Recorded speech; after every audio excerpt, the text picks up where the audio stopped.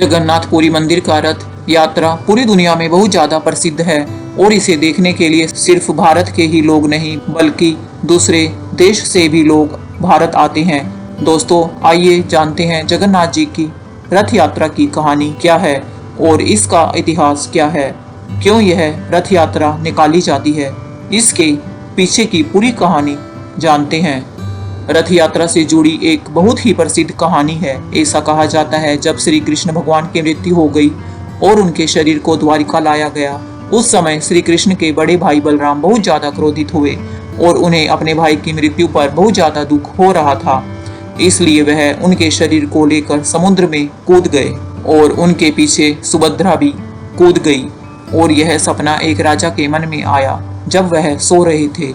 इसके बाद उन्होंने समुद्र के ही पास भगवान श्री कृष्ण की भव्य मूर्ति का निर्माण कराना चाहा, लेकिन सपने में एक भगवान आए और उन्होंने कहा कि भव्य मूर्ति की जगह तुम सुभद्रा, श्री कृष्ण और बलराम का एक लकड़ी की मूर्ति बनवाई जाए। तब राजा ने ऐसा ही किया और उनकी प्रतिमा में छेद करके भगवान श्री कृष्ण की अस्थियों को रख दिया गया। राजा के मन में यह सवाल आ रहा था कि लकड़ी की मूर्ति कौन बनाएगा, और उस समय भगवान विश्वकर्मा बढ़ई के रूप में प्रकट हुए और उन्होंने लकड़ी की मूर्ति का निर्माण चालू कर दिया। उन्होंने कहा, अगर बीच में मुझे कोई रोक टोक करेगा तो मैं चला जाऊंगा। लेकिन कुछ महीने बाद भी जब यह मूर्ति नहीं बनी तो राजा ने बढ़ई पर अपना गुस्सा दिखा दिया और तब विश्वकर्मा भगवान गायब हो गए और वह मूर्ति पूरी नहीं बनी। लेकिन राजा ने उसी मूर्ति को उस मंदिर में स्थापित करवाया और भगवान श्री कृष्ण की अस्थियों को मूर्ति के पीछे एक छेद में रख दिया। दोस्तों, जगन्नाथपुरी रथ यात्रा से जुड़ी ऐसी बहुत सारी कहानी है जो पुराणों में बताई गई हैं।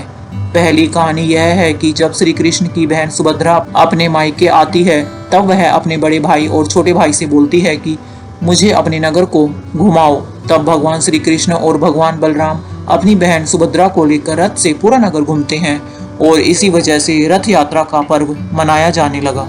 दोस्तों, आओ जानते हैं भगवान जगन्नाथ मूर्ति से जुड़े कुछ रहस्य। इस मंदिर में कदम रखने पर समुद्र की आवाज आपको सुनाई नहीं पड़ती है। जगन्नाथपुरी मंदिर के गुंबद पर कोई भी पक्षी आज तक नहीं बैठा है। इस मंदिर की गुंबद की परछाई कभी भी धरती पर नहीं पड़ती है, चाहे धूप रहे या किसी भी दिशा में सूर्य की रोशनी आए, जबकि यह गुंबद बहुत बड़ा है। इस मंदिर के ऊपर सुदर्शन चक्र बना हुआ है। इस सुदर्शन चक्र को आप जिस भी दिशा से देखेंगे वह चक्र पूरा दिखाई पड़ता है, जो कि बहुत ही रहस्यमय है। यहाँ पर भारत का सबसे बड़ा रसोई घर भी मौजूद है। यहाँ पर 300 से ज्यादा लोग काम करते हैं और एक साथ लाखों लोगों के लिए प्रसाद बनाया जाता है।